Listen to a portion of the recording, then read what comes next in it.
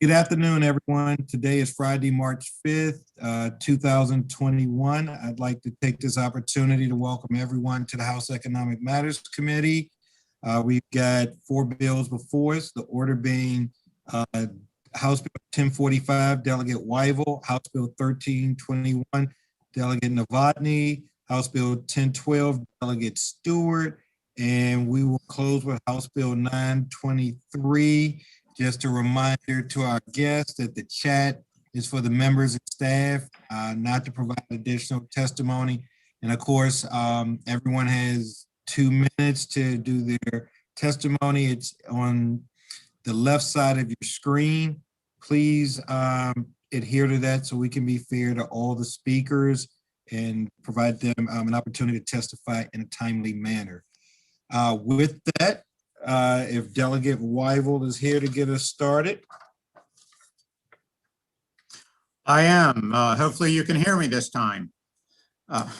We can. Good afternoon, Chairman Davis, Vice Chair Dumais, and honorable members of Economic Matters. My name is Delegate Weigel for the record, and I'm pleased to present House Bill 1045 regarding medical procedures and employee protections.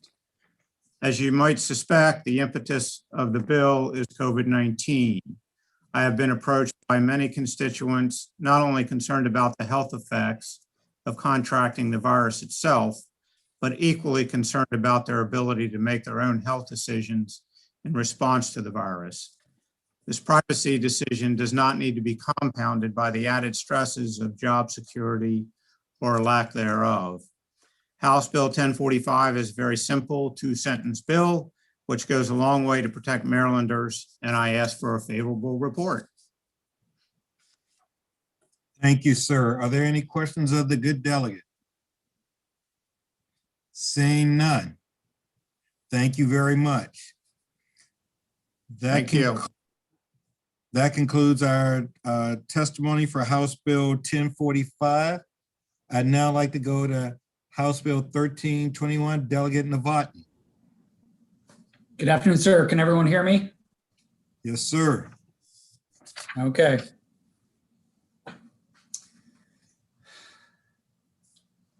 Good afternoon, distinguished members of the Economic Matters Committee.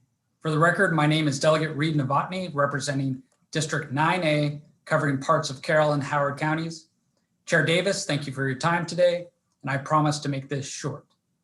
If Delegate Warren Miller were presenting this bill, it would have been his 10th year in a row. And as you all know, the 10th time is a charm. Today is about choice. Let us start with the fact that unions are great. I will say it again, if you have come here today to try to convince me that unions have not done great things for all American workers and will not continue to do great things, please save your time and help me understand this problem. Why are we afraid of becoming the 28th right to work state in this great union? Why are we afraid of choice? The unions do a great job to provide value to their members, right? Then choice should mean union growth.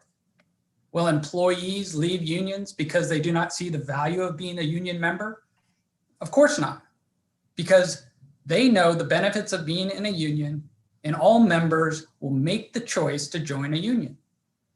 Nevada provided choice, and they have more union members per employee than Maryland does. Choice works. Finally, our businesses might take advantage of their employees. If their choice is to reduce benefits for any worker, I would highly suggest those employees make the choice to join the best union to represent them. That choice is obvious. Finally, to my friends on both sides of the aisle, we can all agree that we want to have our choice recorded on this bill. I would urge you to make the choice to move favorably, and I stand ready to answer any questions. Thank you for your time. Thank you, sir. I'm gonna go through the rest of the favorables, and then if there are any questions, we'll take them then. Christopher Costello.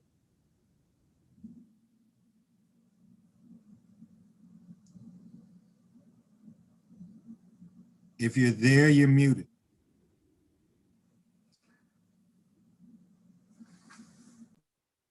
All right, then let me move on to Marcus Jackson.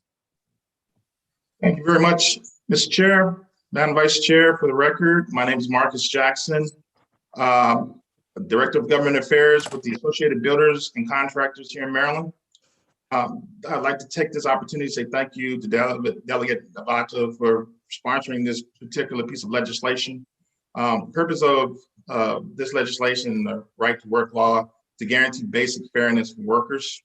Right to work laws ensure workers have an opportunity to choose whether union representation makes sense for them.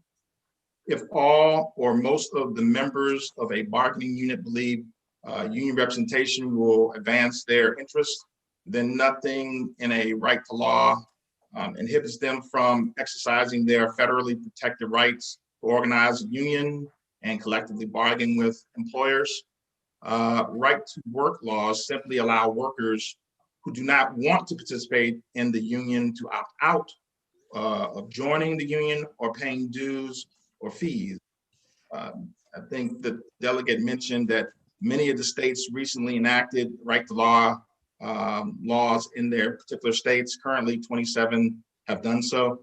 It's our belief that this legislation will have a positive impact on Maryland, its economic climate, and its competitive position with neighboring states with current right to work laws. And bordering Maryland would be Virginia and West Virginia.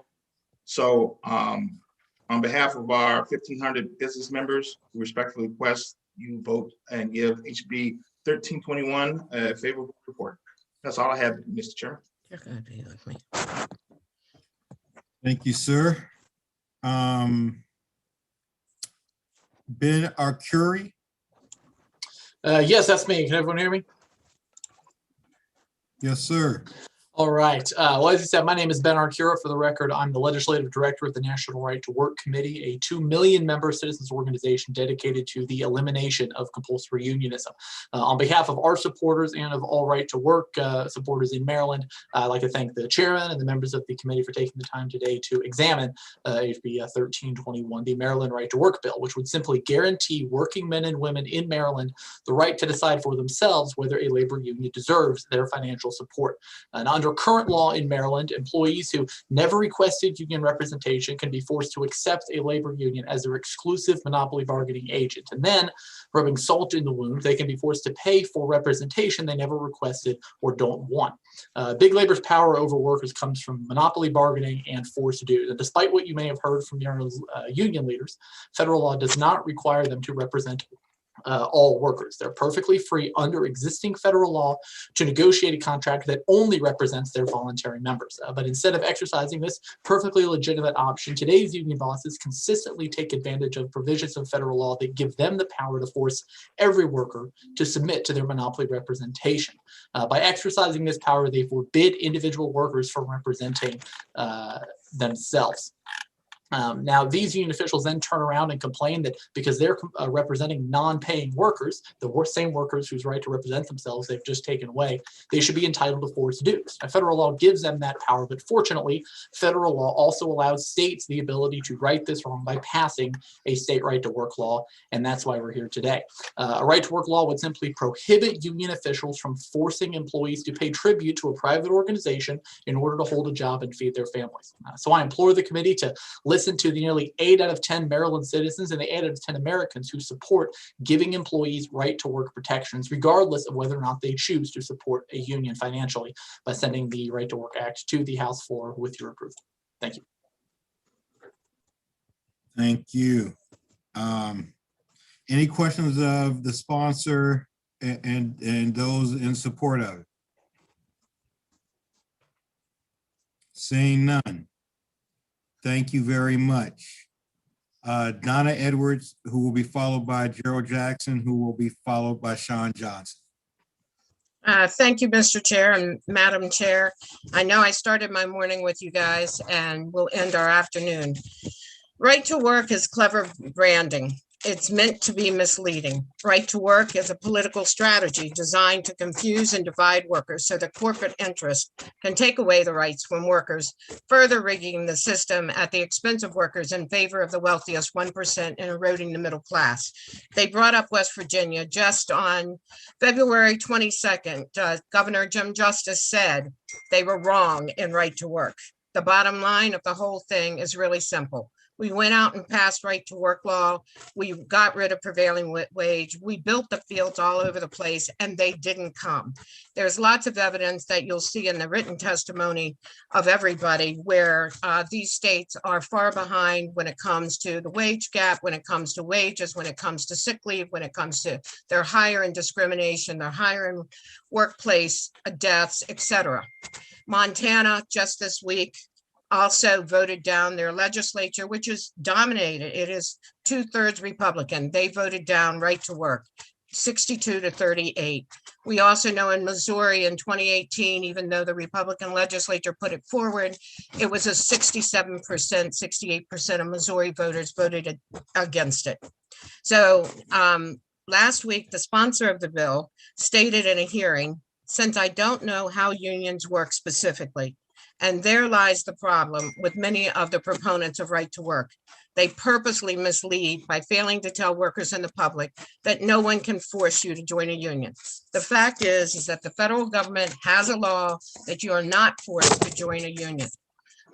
Corporate funded organizations like the National Right to Work Foundation and the State Policy Network are financed by a network of extremely wealthy individuals and corporate billionaires who want to use state legislators, the Congress, and the courts to rig against working people in the middle class.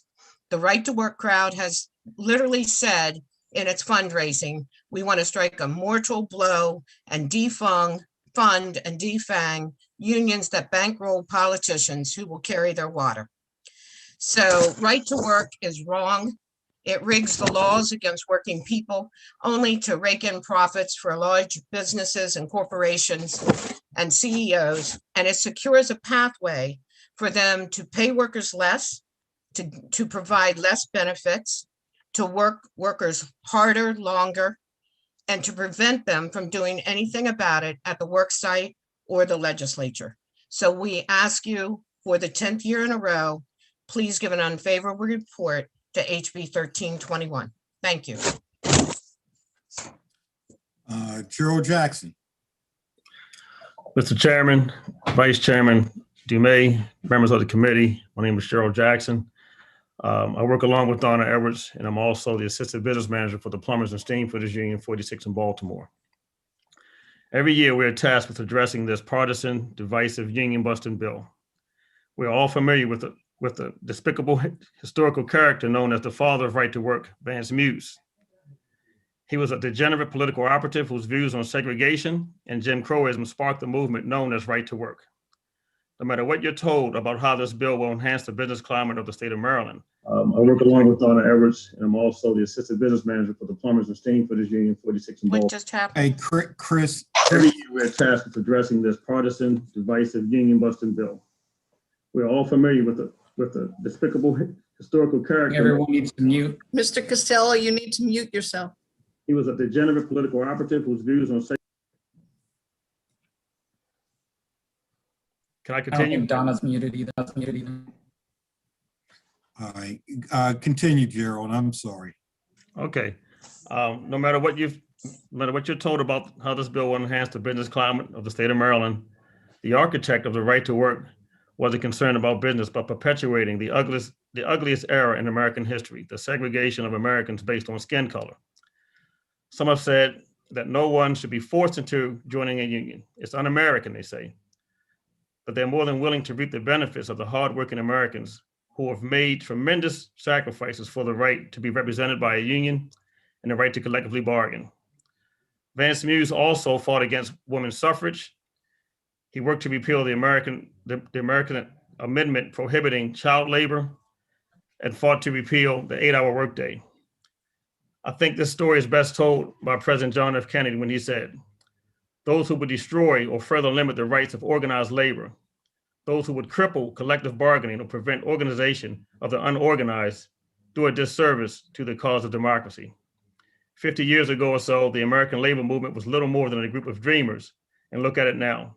From coast to coast in factories, stores, warehouses, and business establishments of all kinds, industrial democracy is at work. Employees represented by free and democratic trade unions of their own choosing participate actively in determining their wages, hours, and working conditions. Their living standards are the highest in the world. Their job rights are protected by collective bargaining agreements. They have fringe benefits that were unheard of less than a generation ago. Our labor unions are not narrow, self-seeking groups. They have raised wages, shortened hours, and provided supplemental benefits. Through collective bargaining and grievance procedures, they have brought justice and democracy to the shop floor. But their work goes beyond their jobs and even beyond our borders. Our unions have fought for aid to education, for better housing, for development of our national resources, and for saving the family-sized farms. They have spoken not for narrow self-interest, but for the public interest of the people. That's from President John F. Kennedy, August 30th, 1960. For these reasons, I'm asking that this bill be deemed unfavorable. Thank you. Thank you. Sean Johnson.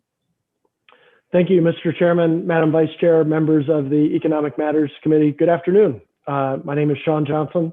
I'm the Executive Director at the Maryland State Education Association, and I want to associate myself in my remarks with those of Donna Edwards and Gerald Jackson in opposition to House Bill 1321. I do want to note and acknowledge the bill sponsor's willingness to come to this bill hearing and learn about that this is not proposed on his part as an attack on organized labor. That is that's an appreciated perspective, but that is not the outcome, whether it's your intent or not. The outcome of introducing this legislation is exactly what Ms. Edwards said in terms of right to work is really a request to demand that workers work for less. And while we may not be able to convince you or the other proponents of the bill in 2 minutes of testimony, I do think the data is overwhelming. And again, Ms. Edwards noted it in written testimony, the negative impacts on workers in states that have adopted right to work is indisputable. And so MSEA stands with our union brothers and sisters in support of the long celebrated freedom of association and role of organized labor in the state of Maryland, that should continue to be preserved and protected, that this legislation should be rejected for the 10th year in a row, that by doing so, we can take a strong stand in support of employee associations that are in place to solve problems and protect workers and deliver for Marylanders across the state. So, Mr. Chairman, I urge an unfavorable report on House Bill 1321. Thank you. Thank you. Are there any questions for the opponents? Seeing, thank you very much. That concludes our hearing on House Bill 1321. Let's go on now to House Bill 1012 and Delegate Stewart. Thank you, Mr. Chair. Mr. Chair, Madam Vice Chair, members of the Economic Matters Committee, good afternoon. I am Delegate Vaughn Stewart, and for the record, this is HB 1012. So it's no secret that the pandemic has decimated our economy and made it more difficult for restaurants and retail shops to stay in business. This is particularly true at BWI Thurgood Marshall Airport, where a lower passenger volume has led to significant loss of income for businesses and in turn, massive layoffs throughout the airport. HB 1012 would mandate that employers for airport hospitality operations and airport service providers, basically businesses in the airport, offer any positions as they begin to rehire first to qualified employees who they previously laid off at the start of the pandemic. The jobs would be offered based on qualifications for the post and also past time spent with the company. And employees would have 10 days to respond to any job offer. And the bill would also require the companies to keep track of who they're laying off and file this information with the state so that we're better able to follow who should be getting their job back when the pandemic finally is over. While the recession has made life harder for both workers and employers, this bill would really help everyone. From the employer's perspective, management can quickly and efficiently fill any open roles with workers who are qualified, experienced, and know how to fit into the company. And obviously from the side of workers, HB 1012 would allow struggling Marylanders to reclaim their much deserved jobs as we recover from this pandemic. But there are also two shorter term benefits for workers. The first is really about state of mind. There are former airport workers who won't be able to sleep tonight because they're worried about getting their jobs back and paying their bills. This bill will provide a bit more peace of mind of Maryland workers. And secondly, this is about showing former employment. So the bill will allow workers to tell their landlords, their mortgage servicers, their creditors that they have a good shot at reclaiming their past airport job. And they'll therefore have a better chance of negotiating agreements to, for example, stay in their home or forestall any debt. I read the opponent's testimony, so I want to just address a couple of their arguments. So first, they're going to tell you that HB 1012 is an unnecessary government interference into the operations of the privately owned businesses at BWI. And I would just say that's right. This is a government intervention. But you know what else was government interference? When the federal and the state government, when taxpayers decided, and I'm glad they did, to pour hundreds of millions of dollars into retail and restaurants at BWI. In total, they've been provided over $16 million in waived rent, basically from taxpayers. And when you look at the groups and how much money they got from the PPP from the federal government, almost all of the businesses who have submitted written testimony, CRC Restaurants, Silver Diner, Green Turtle, Morgan Group Ventures, Travel Retail Solutions, all of them have taken hundreds of thousands of dollars, if not millions of dollars, from taxpayers for their own peace of mind. And so what we're saying in this bill is pretty simple. It's time to give some workers some peace of mind as well. So I urge a favorable report. Right. Roxy Herbekian. Good afternoon, Mr. Chairman, Madam Vice Chair. Thank you for this opportunity. My name is Roxy Herbekian. I'm the president of Unite Here Local. Unite Here represents hospitality workers in the state of Maryland, and Unite Here represents hospitality workers throughout around the whole country. So with about a year ago, when the pandemic hit, there was a tremendous drop in business at the airport, a tremendous loss of business in the hospitality industry. About 90% of the workers in our industry were laid off. At the airport, business was down by 70%. That has leveled off a little bit. Now business is down by 60% at the airport. And by business, I mean flights. And if you work at the airport, it's all about flights. If there are no flights, there's no passengers, there's no work. There are only about 20% of the workers that customarily work at the airport doing services working now. The workers I'm talking about are employed by private employers, not by the state of Maryland. This bill excludes the airlines. We're talking about the people that prepare and transport the food to the airplanes, the folks that serve you inside the airport, food, beverage, cooks, retail workers, low-wage jobs for the most part. That's what this bill covers. There's only about 20% of those folks working now, if that.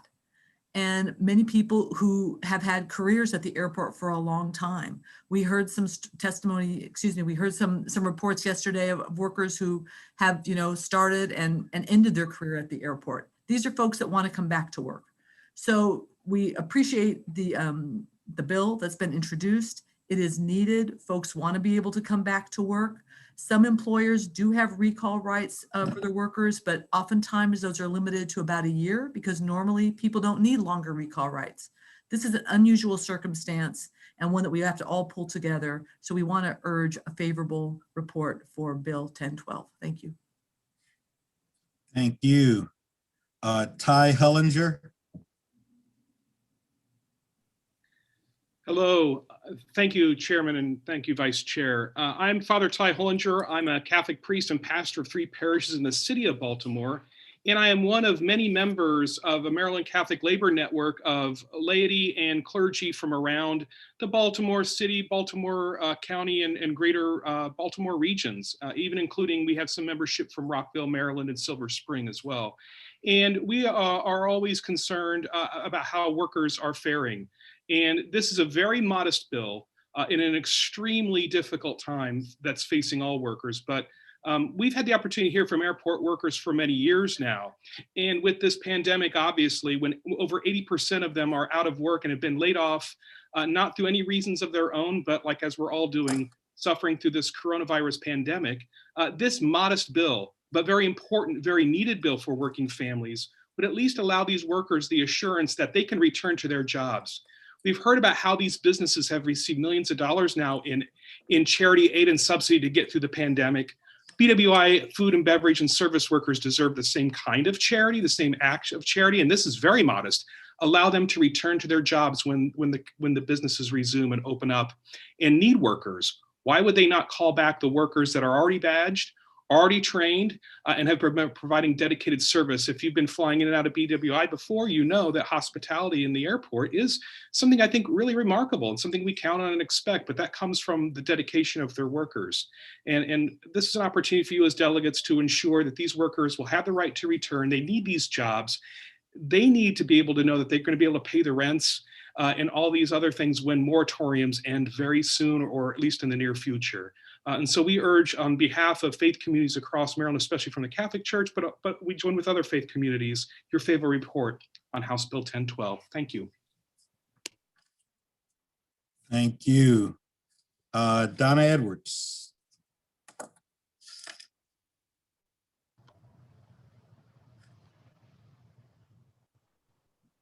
You there, Donna? Thank you. So all of the graciousness of, thank you, Mr. Chair and Madam Vice Chair and the committee members. I agree with what Father Ty has said so eloquently, and President Herberkian and Delegate Stewart for setting this up. So I'm not going to repeat what has been said. This is really not a time to allow anyone to take advantage in a dire economic situation or to liquidate people's jobs with no chance of them returning. And this is a win-win for workers and for management, because the workers have been doing the job. It would be good for their mental health and also for our economy that they know that they are returning back to work. And for the businesses that had employed them at the airport, they are already getting a highly trained, highly skilled worker.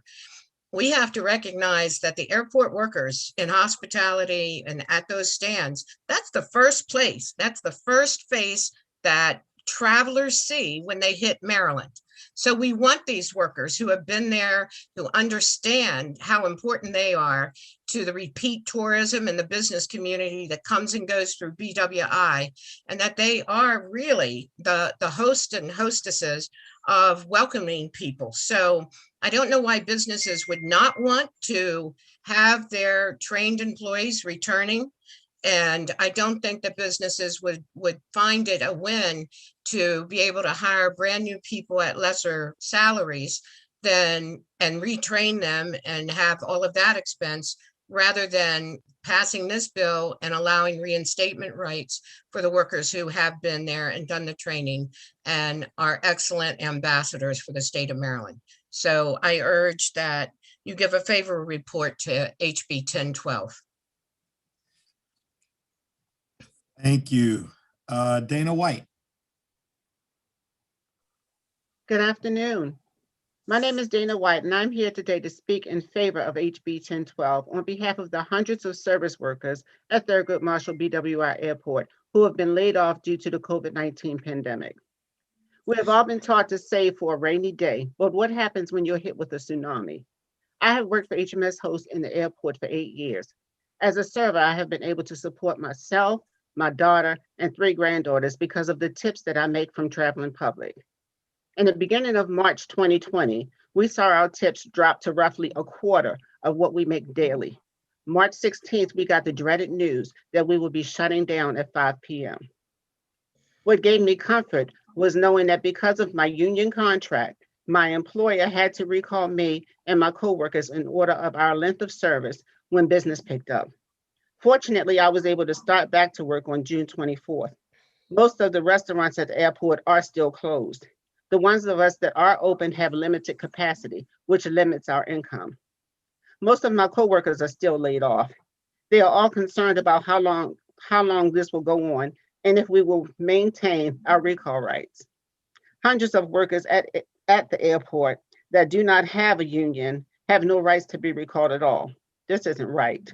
Due to no fault of their own, they have lost their livelihoods. This is why we need HB 1012. Put yourself in our shoes. Imagine losing your job. Think about losing your means of supporting your family. How would it affect you, your mental health, your future? Wouldn't you want the security of knowing that you could go back to work when business came back? The state has given relief to the businesses at the airport. Now we need you to do something for the workers who have also been devastated by this pandemic. I urge you to give HB 1012 a favorable reading. Thank you. Thank you. Reverend Brian Murray.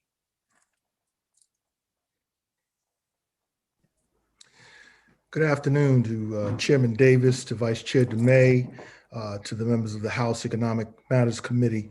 I am Reverend Brian Murray. I'm the senior pastor at New Covenant Community United Church of Christ in Baltimore, as well as a member of the Board of Directors of Bridge, Maryland, which is a nonprofit coalition of about 30 or so churches around the state.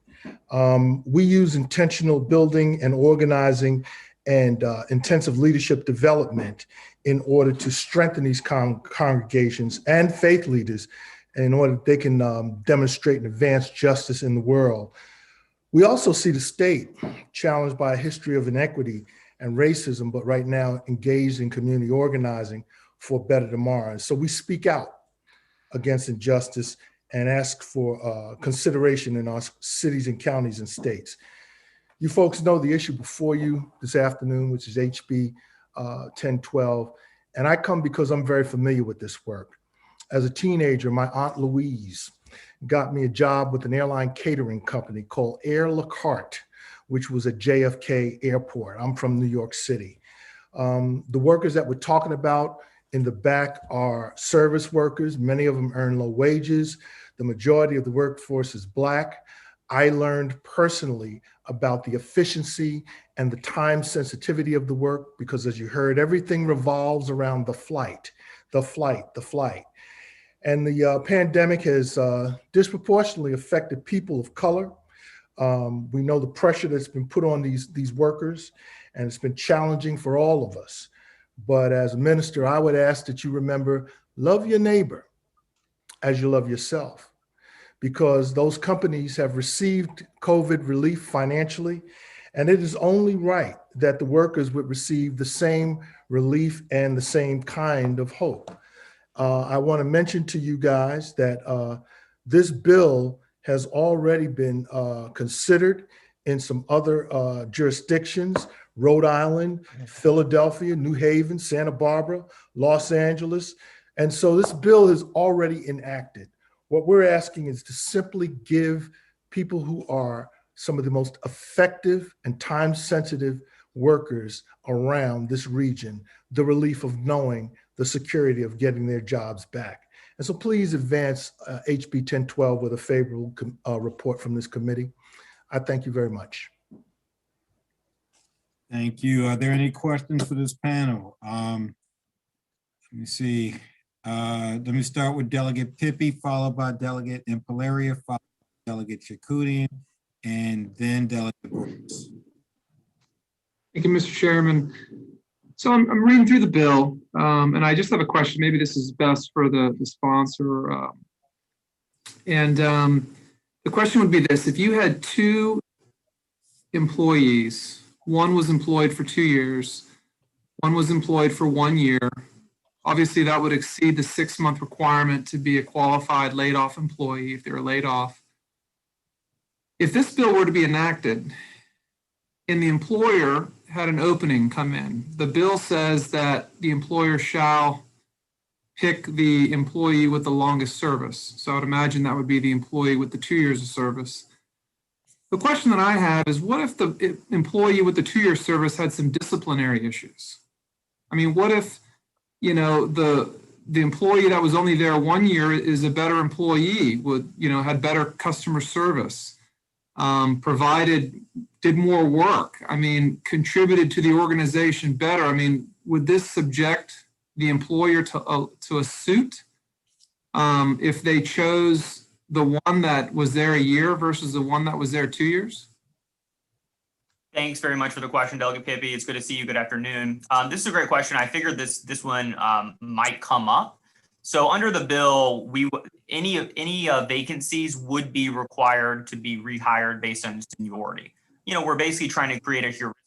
Generally, someone who's been at a company for 2 years is going to be better at the job than someone who's there for one. Now, obviously, the exception is the House of Delegates, where you and I have only been here 3 sessions, but have already proven ourselves to be among the best legislators. But within the context of the airport, these jobs are going to be ramping up quickly.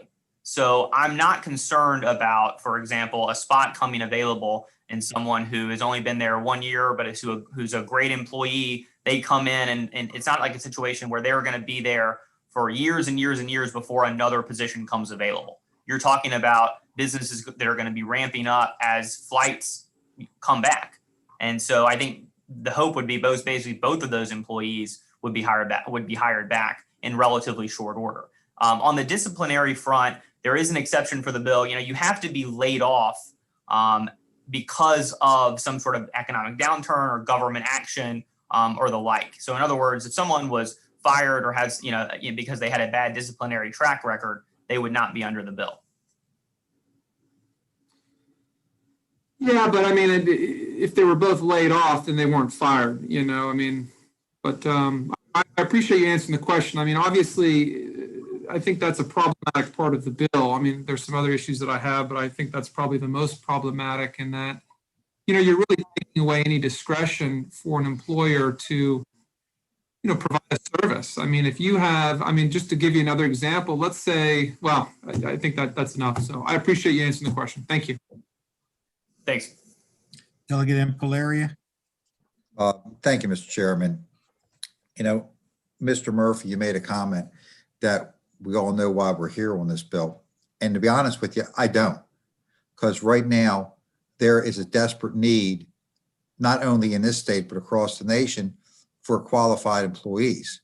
And to believe that these places in the airport would say, we're going to get rid of all our employees and hire all brand new ones with no experience, work experience, it's just crazy. So I don't know why we're here to sit back and say that at the airport where people have to have security background checks to work in some of these jobs, that we're not going to hire them. We're going to go through the whole costly expense of trying to hire somebody else instead.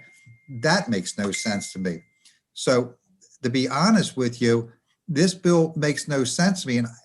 And this isn't at you personally, but I'm constantly offended by the fact that, this affects African Americans more than anybody else, as if these companies at the airport and all of a sudden want to fire all the African American and hire somebody else of some other race. And that's just not true.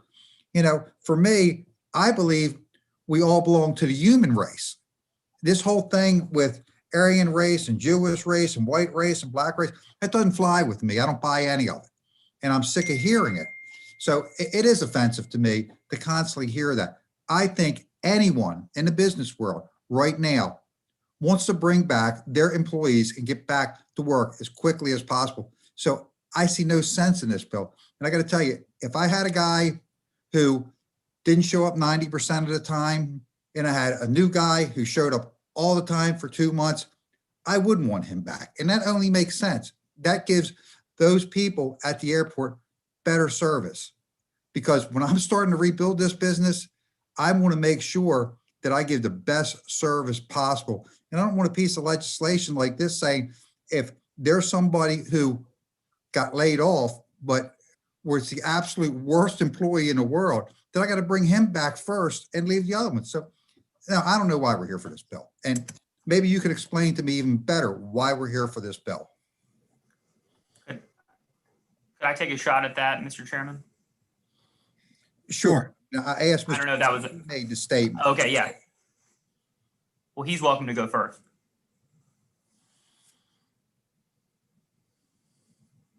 I think I want to make sure I answer your question your name, pronounce your name correctly, Delegate Impalaria. Very good. And that's a European way of saying it. Yes. Great. I offer those statements as somebody who's been there and done that. I offer the statements as someone who saw my Aunt Louise work her entire life at that job with loyalty, time sensitivity, and reliability. The categoric profile of the worker that we're talking about is someone who is sensitive to time because, as it was said, everything is about the flight. But Delegate Impalaria, the fact of the matter is, whether it inconveniences you or not, the predominance of the people there are Black, and the predominance of the people there work at low wages. At the very least, what we can do when the pandemic subsides is to provide them with the same stability that they thought they had when they left. I might add that we had to have this particular piece of legislation enacted in the city of Baltimore because Baltimore City residents who offer the same stability, the same loyalty, the same quality of work had to get insured that when businesses returned to their normal volume, that they would hire those people back. I'll finally say this.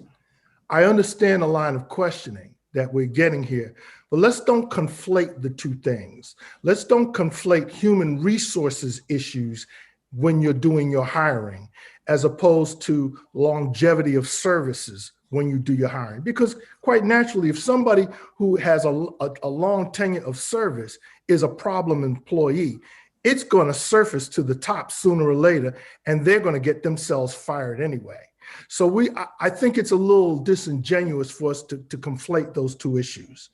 But I do think that, we're very clear on why we're here, because there are a number of private businesses that when the pandemic started were the first in line asking for PPP relief. So now let's translate it down to the workforce that creates the system that makes them go. We're talking about one of the most reliable transportation hubs on the East Coast. And those are the people that make travel reliable. And the PPP money, if you want it, that you don't have to pay it back, you better hire those employees back. And if you don't, you're gonna have to pay the PPP money. So I understand what you're saying about PPP, but if I, as a business, receive PPP money, I have to give those jobs back to those employees first. That's already there. That already exists. Now, if I call that employee back and he says, I'm making more money on unemployment than I am coming back to work for you, then that's his problem. He's gone.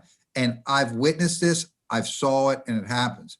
And as you just said, there's an overwhelming amount of minorities working in these jobs. So obviously these companies aren't discriminating because they've already hired minorities for these jobs. So for that reason and that argument, I disagree. I just don't think this is necessary. I think these companies want their employees back, those that want to work. And if those that don't want to work, they may say, we don't want you back. And that's fair. To me, that's fair. But thank you. And I don't think we need to take it any further. Good. Delegate Charkouti. Thank you, Mr. Chair. I had a couple of questions. I guess the first was maybe Roxy, to you, if you've worked on the Baltimore, I think a similar law was passed in Baltimore. And if I recall correctly, in Baltimore, a lot of the hospitality industry fought it with sort of some similar arguments to the ones we're hearing, which is essentially, as I read the arguments against it, although we'll hear from them in a moment, is we're going to do this anyway, so don't tell us to do it. But I'm just wondering if you can talk a little bit about what happened in Baltimore, sort of the initial conflict, and then sort of how it's worked out, how it's worked for the workers and how it's worked for the businesses. Okay. Thank you for that question, Delegate. So, when when the union had to confront the problem of so many people being laid off in this industry, we had to pivot and think about what were the most important things to fight for the workers. And one was immediate relief. So we've been providing a lot of food and gift cards and things to people just to help them get by. And the other was the security of knowing they could get their job back. So this type of legislation, similar legislation, has passed in many, many jurisdictions, including Baltimore City, including Washington, D.C. In Baltimore City, it covers hotels, it covers event venues, and the industry did say that they thought it was going to be burdensome, that they weren't sure it was something that was permissible. We were, however, successful in passing that bill. And since it's been in effect, we have not had any contentious situations.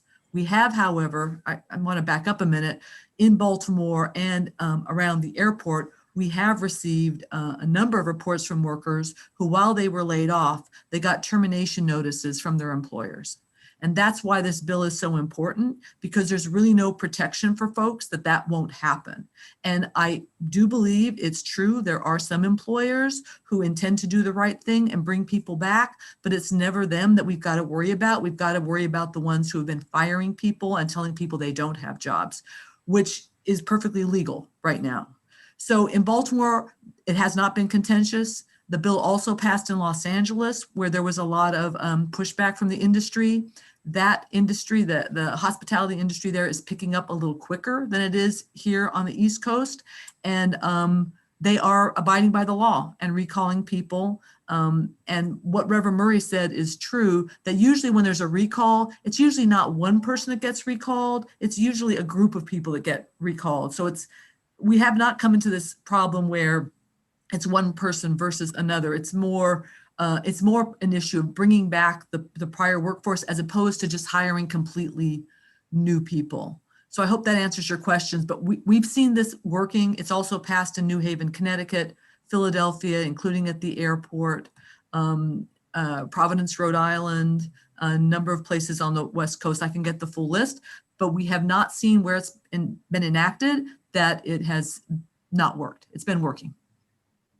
Okay, thank you. And I guess the second thank you for that. And my second follow-up question, either to you or possibly to Dana, is I just wonder if you can talk more about the sort of mental health, anxiety kind of component of this. As I've worked with constituents who are struggling in my own district, I feel like first and foremost in this pandemic, there's sort of the fear and the concern about health and keeping everyone healthy. And then related to that, there's the financial burden and financial stress. And how do we get people to survive? How do we get them food? How do we get them rent payment? And then also related to that, sort of the third big area is the level of anxiety and mental health and anguish that people have about both, are they going to get sick and die, but also and their family members, but also how are they going to make it through? And so as I've looked at what are the various policies I can support and promote, I've sort of looked at things in those three big areas.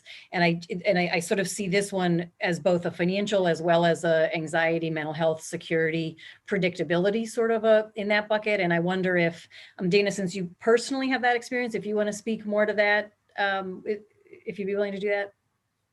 Sure. Can you hear me? Yes. Okay. Working in the airport, you are around the public all the time. There's always the risk of getting sick. Anytime I feel my throat itch, I get scared. You have anxiety. That's natural. That's normal. The workplaces are providing in the airport now, they're giving out masks. They have buckets of masks that allow you to take a pack of masks anytime that for someone who doesn't have them to allow you the security that you need. My particular restaurant, they gave us masks. They have hand sanitizer all over the place. You have to sanitize each table. We're using paper and plastic for everything. People get mad at me because I have to give them wine in a plastic cup. But we take the precautions that we have to take in order to keep our constituents, our customers, and ourselves as free of this as possible. Now, as far as the anxiety of my coworkers that have not come back yet, I've talked to several of them, and they are anxious. They're scared.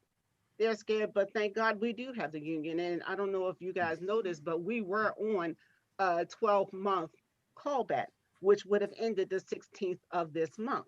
The union got my company to extend it for another year.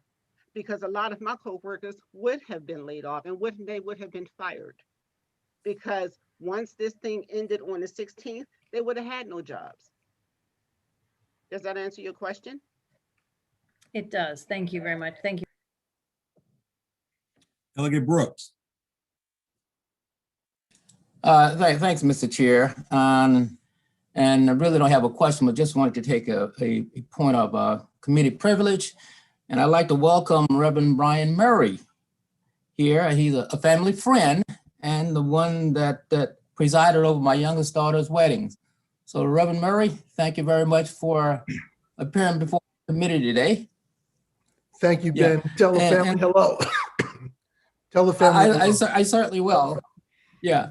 And in reference to the comment about my colleague said about the the human race, there's no black race or white, just the human race. And idealistically, that is true. But oftentimes those comments come from the abstract. But those of us who live this in reality, we know what those experiences are. All right. Thank you, sir.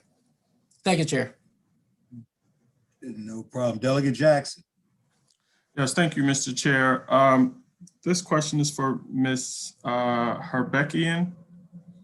You were saying there was a bill like this passed in Baltimore City. Yes.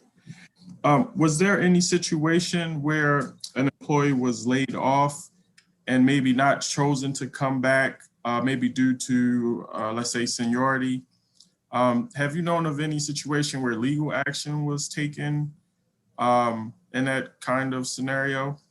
So far, I don't know of that. In the Baltimore bill, the remedy is through the Office of Civil Rights of the city. So we have not had a test case yet, but it doesn't. So the system there is that if there's a violation, it first goes to the city to investigate, to try to resolve it before there would be any legal action. So we haven't gotten to any of those cases yet. We have not had a big recall yet in the hospitality industry in Baltimore. It's still, a lot of places, the business is still very slow. Okay. And one more question for the sponsor. What happens in a situation where two are laid off, one has seniority over the other, but the one with the lesser time might be a better employee? And I mean, what happens in that situation? Because I just feel like that kind of limits the employer from making a business decision that's best for their business. But can you address that? Yeah, I appreciate the question, Delegate Jackson. It sort of mirrors some of Delegate Pippy's concerns that he expressed. And I would just, repeat actually, what Mr. Murray said, that I think, number one, I think that longevity is going to be a pretty good heuristic for how qualified and how able someone is. Number two, I would say that if someone truly is problematic and has a long history of disciplinary problems, they probably would have been fired, long before a year or two of employment. And number three, I would say, the bill doesn't limit termination. Just because you recall someone, that just means you need to offer them a job offer back. If they come back and you've recalled them and they prove to be less than an optimal employee, nothing in the bill would limit the employer from terminating them just as they normally would be able to. So if that scenario occurred, would they then have to be required to hire the one with the lesser? Yeah, the next person. In a situation. Yeah, the next person up. Yeah. So, you could say you have person A and person B, and person A is more senior, but maybe the employer doesn't like them quite as much for whatever reason. If person A comes back and they're not awesome and the employer is not satisfied, that person could be terminated under the legislation, and then person B would be hired if they're next on or would be called if they're next on the list, and person B would have an opportunity to either accept or decline the job offer. Okay, thank you. Delegate Mouts. Thanks, Chairman. I think my questions were kind of along those lines with the bill. I think it's for the bill sponsor, Delegate Stewart. So the way the bill works is if the business reopens at the airport, it doesn't have to call back all of its employees. It just calls back employees that it wants to call back. Is that the way it works? Yes, I mean, the bill kind of lays out a pretty simple process for how it would work. But basically, if you've got one similar, it has to be a similar position, right? We're obviously not trying to ask employers to hire an employee that was a past employee, but never necessarily did work on, X job. So it has to be a similar job. But assuming you've got a job available, you got one spot, but let's say there are 3 employees that you previously laid off who had a similar role. The bill just provides that they would be hired in order of seniority. And that's just, it's a simple process laid out. So I guess, Chairman, my next question is for Mrs. Edwards, if she's there. But so I get what you're trying to do in advocating for employees, but it's odd that we've got states that have gone so far as to eliminate their mask mandate. They're not only open for business, but they've eliminated the mask mandate. And to get employees back to work and to cure their anxiety and to cure the anxiety of the businesses, to me, the solution is to lift the restrictions and allow these businesses to operate so commerce can fire up again. Would you agree that that'd be the best solution right now for everybody? I would not agree that opening up without all of the the recommendations of the CDC and taking all of the precautions. I don't think we're ready yet, but we are doing it cautiously in Maryland. The governor has set forward his plan and we followed it pretty rigorously. But I think some people are being very callous with not just their employees, but with the public in general. So you would advocate for, I guess, whatever the public health advisories are out. I guess they're a little confusing. I can't quite follow them. But no, I interrupted you. Sorry. No, I was going to say, I would agree with you that the dozens and dozens of executive orders that we did receive from the governor and the orders that we've gotten from 24 jurisdictions is quite hard to follow and quite hard to implement and to say that, that's been the rule of regulations here. So it has been a difficult road for both, businesses and workers and the public to follow in Maryland because we really haven't had a standard. But I think we are opening up cautiously, but I would not want to put workers or the public in danger. I know businesses don't want to either. Right. And I know you would also agree, you would be opposed to saying, well, if you're going to require businesses to bring employees back, that employees would be required to go back to work. That would be something you would be opposed to, wouldn't it? Well, that's very difficult to say because, obviously in most of our essential industries, people have had to work the whole time. So I can't say yes or no to that. Well, thank you. You're welcome. Delegate, can I answer that? Because we've run into that situation. Yes. Yeah. Sure. So as I think everyone on this forum knows, if someone is called back to work and declines to go back to work, they can lose their unemployment benefits. However, if they have a legitimate reason related to COVID, then they are permitted to continue. So those types of laws and regulations would not be affected with this bill, right? So we have taken the position that if someone is recalled to work but has a COVID-related reason that they can't work, then that's legitimate. But otherwise, someone is at risk if they're recalled to work and decline coming back to work, both for getting recalled and for getting their unemployment benefits. Okay, thank you. Delegate Howard. Thank you, Mr. Chair.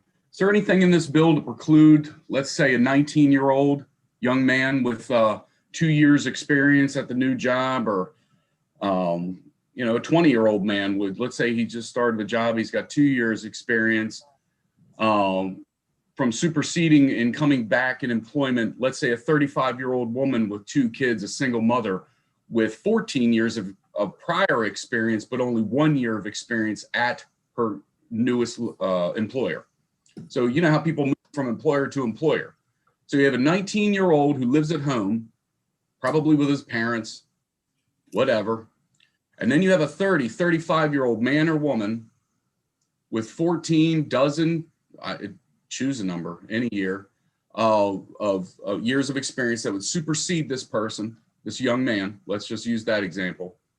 But because that person moved jobs, that young lady, that woman moved jobs only a year ago, she would be last or at least behind the 19-year-old as far as a recall. Roxy, do you want to take that one? Sure. Well, so I think what you're I'm saying. 100% correct. Yeah, I'm 100%. Yeah, I just That's wanna make that's the reading of the bill.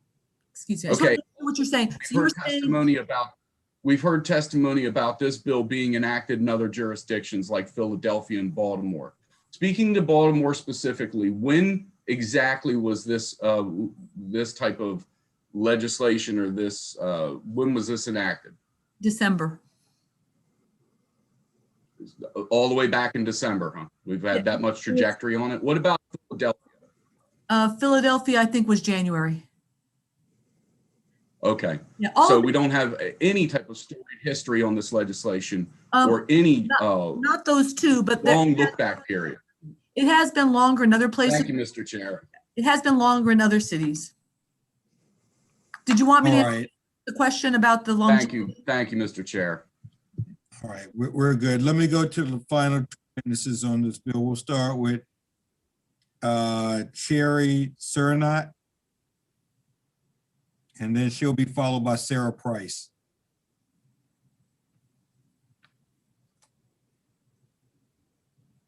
Can't unmute. Oh, hello, can you hear me? Yes. Okay. Hello, Chairman Davis, Vice Chair DeMay, and members of the committee. My name is Sherry Cernak. My family business, CRC Restaurants, has been operating at BWI Thurgood Marshall Airport since 2006. We currently have 3 locations at BWI, and due to the steep decrease in travel, only O'Bricky's is currently open at 50% capacity. R&R Seafood Bar on the DE Connector has been closed since December due to lack of business.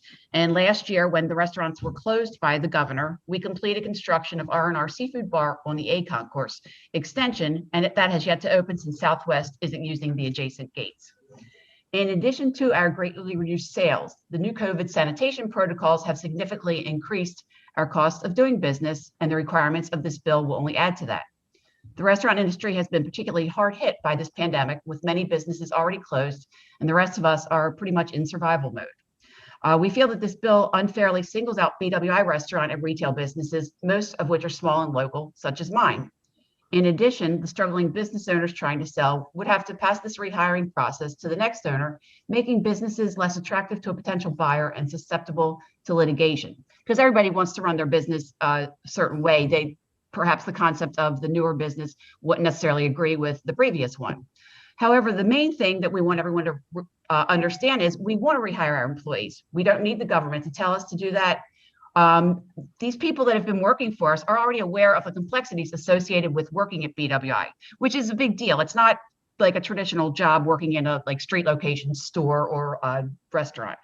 They are already trained, and we know that they'll pass the security screening, which can be quite a hurdle for some people. So if the process of offering reemployment by registered mail that's recommended in this particular writing of the bill, then waiting a minimum of 10 days for a response will lead to our businesses being understaffed for a minimum of up to 2 weeks as we wait on the acceptance of the job offer. Then if the first one offers declined, we'll be understaffed for 2 more weeks awaiting a response to the second offer, and so on. I'm also concerned about the staff. This is unfair to the overworked staff and underserved guests during the time when we're open and we haven't filled that job and we're waiting for someone to respond in 10 days. Then if that person doesn't, another 10 days goes by. So your staff that are working are being overworked because there are not enough people to fill all the job slots.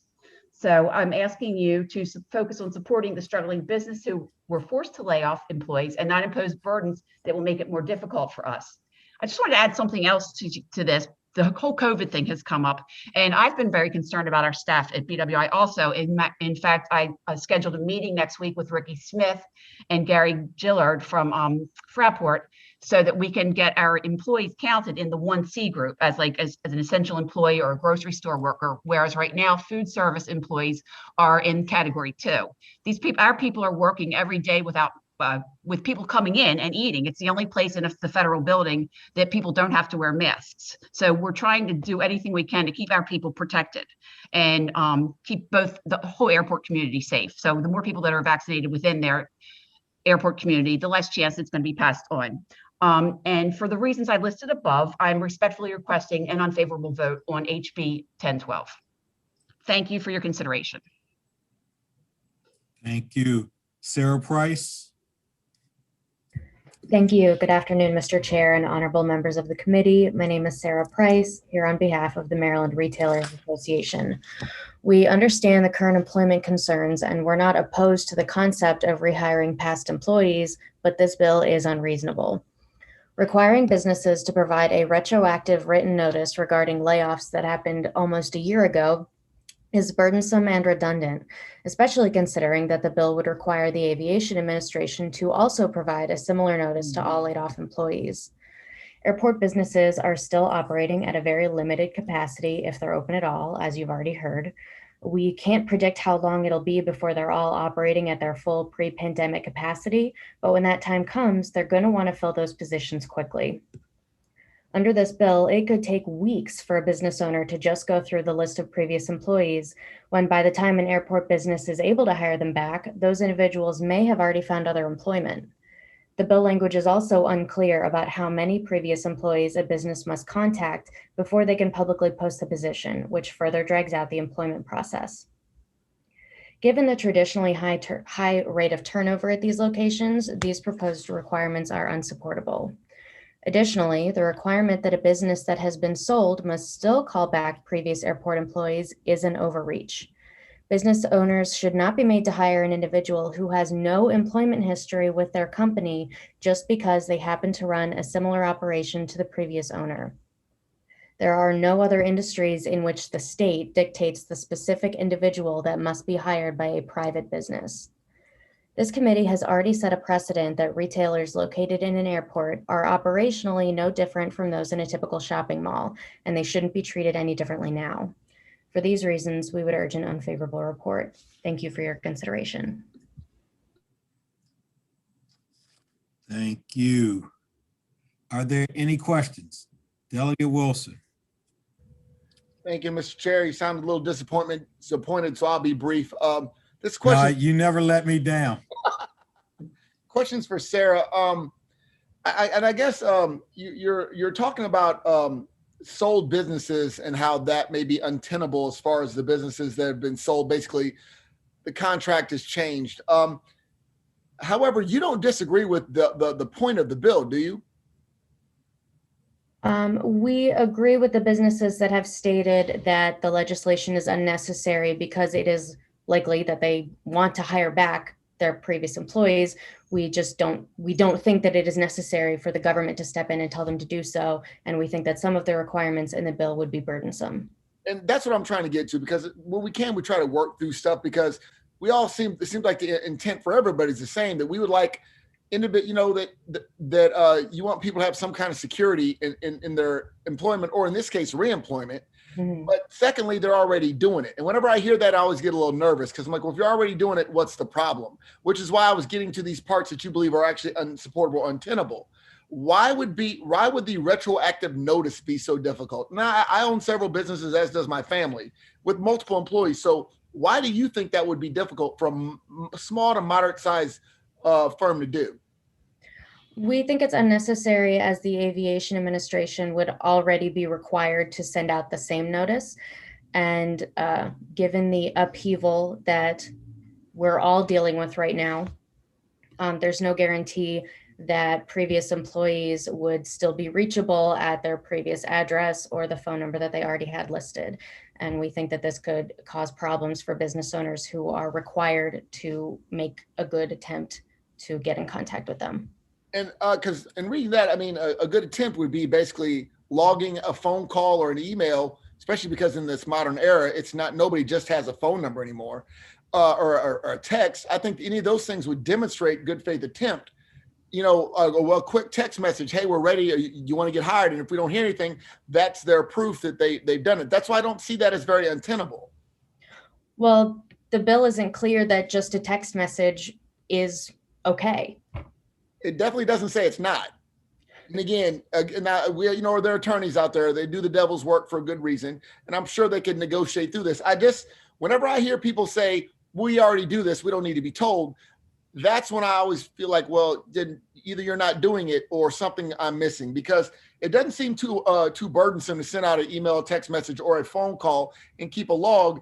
And I do understand your point about the sold businesses, and but how common is that with a sole business? Like, if that was stricken from the bill, would you support the bill?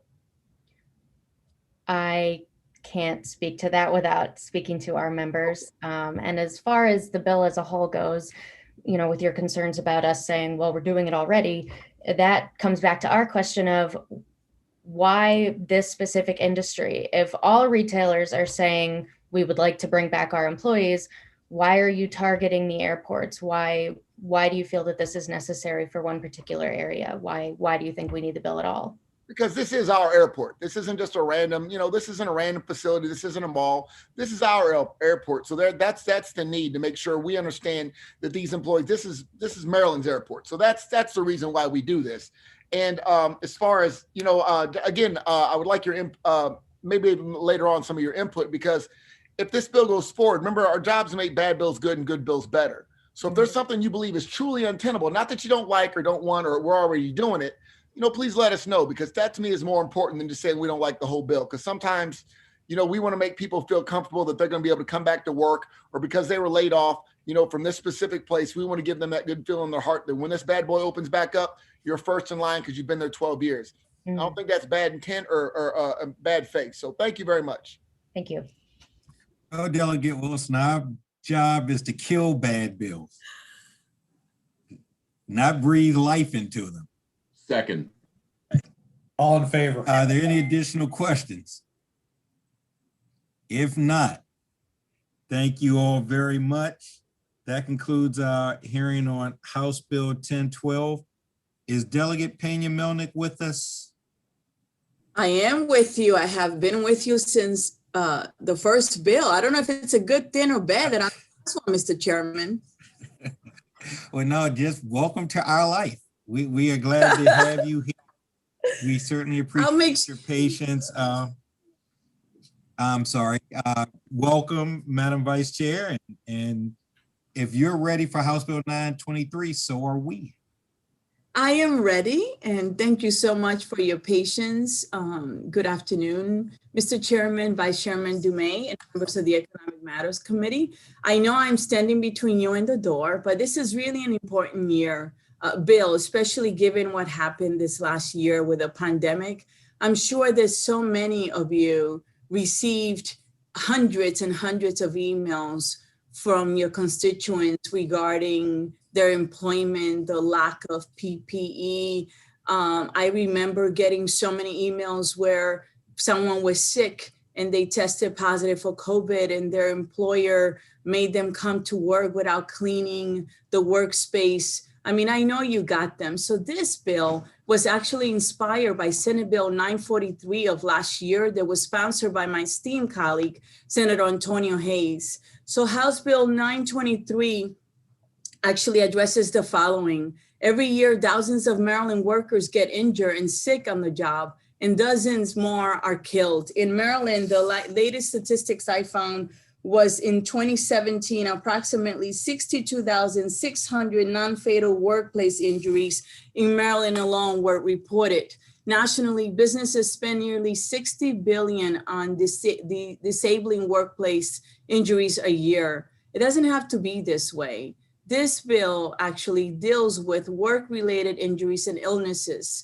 And it requires, under this bill, we require under Section 1 that Maryland employers who have work-related injury rates that exceed the average statewide incidence rate, and those with 10 or more employees, to establish a health and safety committee with their employees to promote a collaborative culture of health and safety. As I listen to these bills today, this bill here brings the employers and the employees together. And the health and safety committees, they have proven to be effective in reducing work-related injuries and illnesses. House Bill 923 also provides some functional parameters to these health and safety committees so that they can operate in the most effective manner while they communicate both the employer and the employees. Section 2 of the bill requires all Maryland employers to establish, implement, and maintain a written injury and illness prevention program. And I know you receive many emails basically stating that this is burdensome, that we don't need it, but it's not being done. And in Maryland, we actually do it under Executive Order 01012008. We establish a state employee risk management program that require each executive branch agency to, among other things, develop and implement a proactive employee safety and health risk management program for state employees, establish safety and health committees to review programs and conduct safety inspections, and conduct safety and health training for all employees. So we are requiring this already for us state employees, but we do not do it for other people. And this is what this bill is basically designed to do. And under this program, actually Section 1 basically says that the injury and illness prevention programs are in language that the majority of the workers at the work site understand, right? That you identify who is in charge of the implementation, include a process to ensure all employees comply with the health and safety policies, include a process for encouraging open communication, which is so important, about safety hazards between employer and employee, have procedures for identifying hazards, include methods for correcting hazards, and provide training on the program to employees upon hire and as new hazards get identified. Section 1 and 2 are enforced under the Commissioner of Labor and Industry, and I did meet with them, and I'm grateful, for the meeting. And they're not supporting, but they did give a letter of of information, because I wanted to see how can we make this bill work. Section 3 maintains health and safety as a mandatory subject where workers have the right to collectively bargain. And Section 5 requires the commissioner to establish standards specific to the hazards that are caused above average rates of work-related injuries and illnesses in Maryland. And I did a little research. So the injuries and illness, the year that I found was for 2017, occurred at a rate of 3.0 cases per 100 full-time equivalent workers. So that's the measurement they were using. Upon enactment, Maryland would join at least 11 other states who mandate health and safety committees, and at least 14 states who mandate injury and illness prevention programs. Maryland will also join 5 other states who mandate both, so we won't be the first, the second, or the third. We are pursuing 2 amendments in this bill, so I am testifying as amended because I did make the request. And those amendments came after my discussion with the Department of Labor, where the first amendment increases the minimum employee threshold to establish committees to 20 from 10. I understand, this is not, I don't want to make things difficult for small employees. I know they're very important. The second amendment aligns incident rate reporting to the calendar used by the U.S. Department of Labor or Bureau of Labor Statistics rather than the fiscal year. And that was recommended, actually suggested by the Commissioner of Labor. Look, COVID-19 has been tough on our state, especially on workforce. This pandemic exposed weaknesses in our labor system where many workers are exposed to hazards in their work environment. Maryland Occupational Safety and Health received almost 500 complaints since March 2020. The pandemic is temporary, but unfortunately, workplace hazards are not. House Bill 923 calls for the better protections of employees in both the public and private sectors. I don't believe that the sky is going to fall. I really think that this can be very helpful. This committee will be inclusive. There will be, representation from both leadership and the employees. The goals here simply are to increase safety inspections, evaluation of workplace accidents, and the establishment of training program for committee members. The bill will be a vehicle for discussion about workplace-related issues. I really hope that you can find a way to pass this bill because it's simply the right thing to do. And if we can compromise, I know the bill belongs to the committee now. We're open to compromise. I saw the fiscal note. I was a little surprised because last year's bill, Senate Bill 943, the fiscal note was a little over $100,000. And they're saying that they need 5 people to make, to do inspections. And if you look, I thought it was interesting. If you look at the fiscal note, They said that MDL advises that its compliance officers are currently able to conduct about 60 inspections per year, 60, but will only be able to conduct about 48 inspections per year under this bill. So obviously, this needs to be corrected. We need to be doing a lot more than that. I hope that you respectfully, I ask that you give it a favorable report. And thank you so much for allowing me to be in front of you today.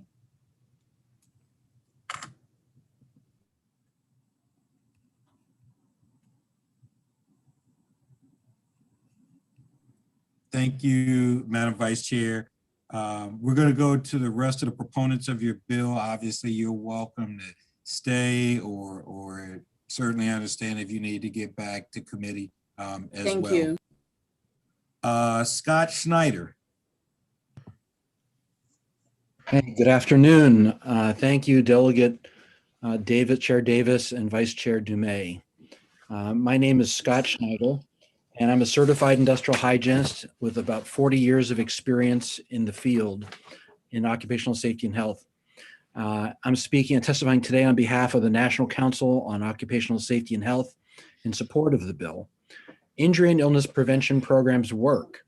I have appended to my testimony a report issued by federal OSHA in 2012 that recounts the research supporting this statement.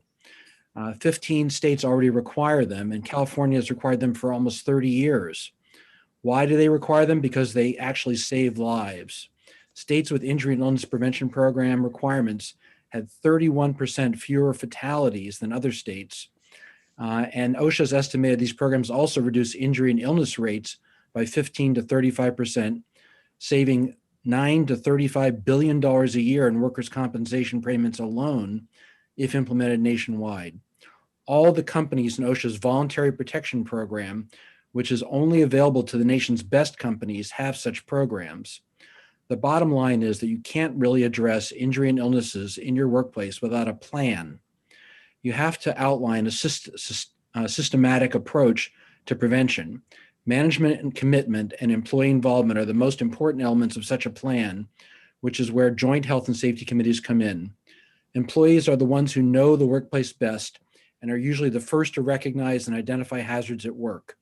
They also have the best ideas to fix them. Their active participation through a joint safety and health committee helps ensure the success of the entire program. Not all health and safety committees are successful. Their success depends on choosing representatives who are not afraid to speak up, having adequate resources and time, effective training of committee members, and giving the committee the authority and budget to act. But having a committee allows the possibility of active involvement of workers and active surveillance of the workplace to identify problems early and allow them to get corrected before someone gets hurt.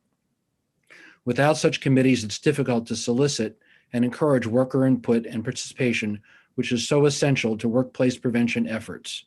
For these reasons, I encourage you to give a favorable report to the bill, and I'm happy to answer questions. Thank you very much.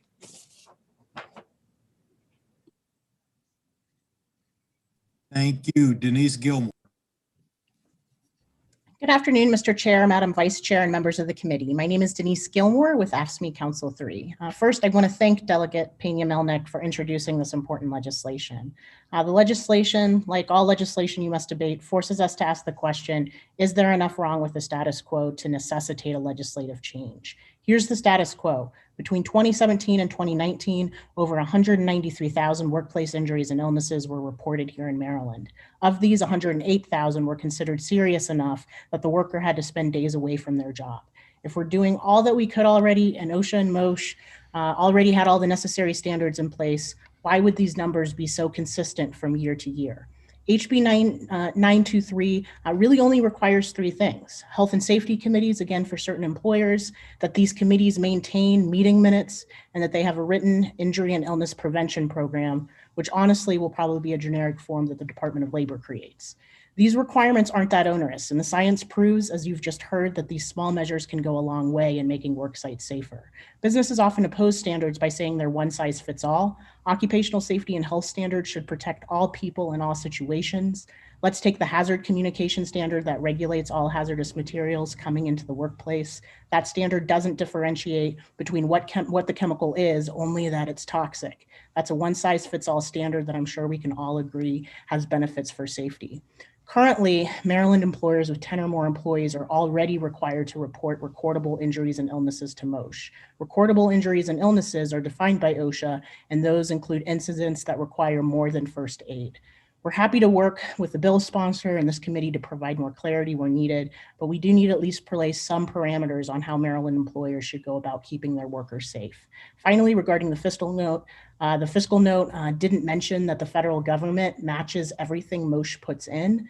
We certainly welcome the discussion on that further, but we hope for a favorable recommendation on HB 923. Thank you very much. Thank you. Donna Edwards. Oh, gotta undo myself. Okay, good afternoon, Mr. Chair, Madam Chair, the Vice Chair, and all of the committee members. Thank you for the opportunity to testify in favor.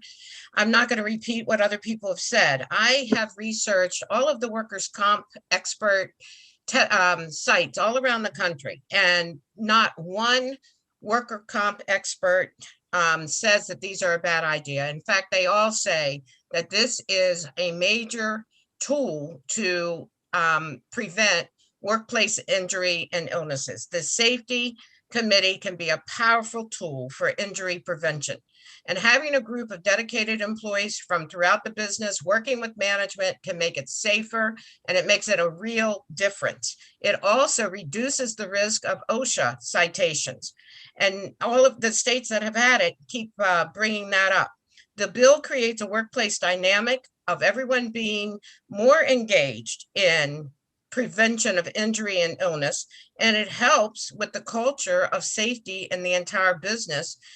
According to the U.S. Department of Labor, companies with safety and health training committees and committees that are working with management and labor saw improvements in their organization's profitability. So I'm really confused with the severity of the opposition, because it is saying that, it'll be employers, management, and their workers coming together to really try to prevent having MOSH or OSH citations coming in. They provide a forum where employees and management can work together to solve the problem. And when they say it's going to cost because they're going to be on their own time, well, if you have annual committees that look to improve the morale of workers, or if you do quality circles, or if you have any other thing, that's all done on employee time also. But let me just say, I grew up in a culture and a family with my father working in plants where it was a big deal. You celebrated not having a workplace injury or illness, and the company got rewarded, the workers got rewarded, but it was a bragging point that you went to work every day and there was not an illness or an injury. And I think all businesses should look towards having that goal. So I would really say, if there's some tweaking that needs to be done, let's talk about it. But please give a favorable report to HB 923. Thank you very much. Scott Hannekamp.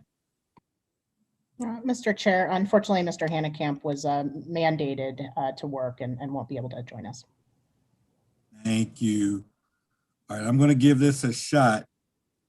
You go Chukwu Okafor.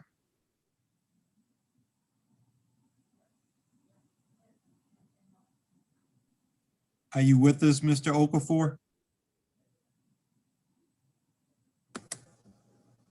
He's muted. I think that's him in the corner with the Hugo. Yeah, Mr. Hugo, you need to unmute. It's your turn to testify. He's still talking. I know. We can't hear you because you're muted. Oh, there you go. Good afternoon, all. Can you hear me? Yes. Okay. Good afternoon, Mr. Chairman, Madam Vice Chairman, and members of the committee. Thank you, delegates, for introducing this bill for Maryland workers. My name is Hugo Kafo. I'm a member of ASMA, Local 299. I work as a direct care aide at Spring Grove Hospital in Baltimore County. HB 923 is personal to me. I was injured at work just 2 weeks ago when a psych patient at my hospital, unprovoked, started attacking me, hitting me in the face and chest. I had to try everything possible to run into nursing station where I had to physically hold it up so that he cannot come in to hit me more. It was so terrifying that I have all bruises in the incident. But this is not the first time I'm encountering this in the hospital where I work. In 4 years I have worked with them, I have had 5 injuries and 5 encounters with psych patients. Punching me, punching my mouth, punching my face. And I go to emergency dental work, which took me out of work for almost 2 weeks. It's a very risky job, which I know because I care for my patients who are committed to my hospital to make sure that everything is okay with them. But at the same time, some of the injuries we encounter day by day. And we need a personal security assistance to be in all the units. It will help us because sometimes they will tell us to go and recheck the patient to make sure that they don't have any sharp objects or things that they will use against us to hit us. But because we don't have security that will help us to search them, sometimes they will be so provoked that they will start hitting us, start doing all kinds of things to us. And we will end up going to our family injured. It's not a good sight for the families. And I'm giving all my support to this bill so that it will be passed. Thank you. Thank you. Are there any questions for the proponents of the bill?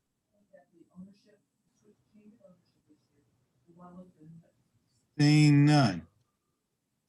I will now go on to Champ McCullough, who will be followed by Joe Xavier. Thank you, Mr. Chairman, Madam Vice Chairman, members of the committee. Champ McCullough here in opposition to the bill. I first want to congratulate the sponsor on recognizing that the size of the entity that she had originally had 10 employees was just unworkable. 20 is better. It's not enough better because you have many firms that'll be working at multiple sites, and it becomes impractical unless the firm has a certain size. In the construction industry, and I can't speak to other industries, obviously, in the construction industry, it would be feasible if you were in the 30 range. But 20 is close, but it's not quite enough. Let me address the things that are most unfortunate about the bill. First and foremost, the bill mandates that if there is a committee, all of the committee's workings, all of the committee's findings, all of the committee's papers have to be made available to the general public. And there is no limitation on the number of times that this information can be requested or the aggregate number of requests that a company has to respond to. This is a prescription for harassment of a business by disgruntled neighbors, disgruntled ex-employees, and that portion of the bill should definitely be stricken. With respect to the requirement for a safety plan, those are common in the construction industry, so that's not new to us. However, the bill should not be as prescriptive as it is in detailing every fine point that the committee should deal with. And last but not least, the committee has to be run by management. It is management that is on the hook for any safety violation. It's not the employees that are on the hook.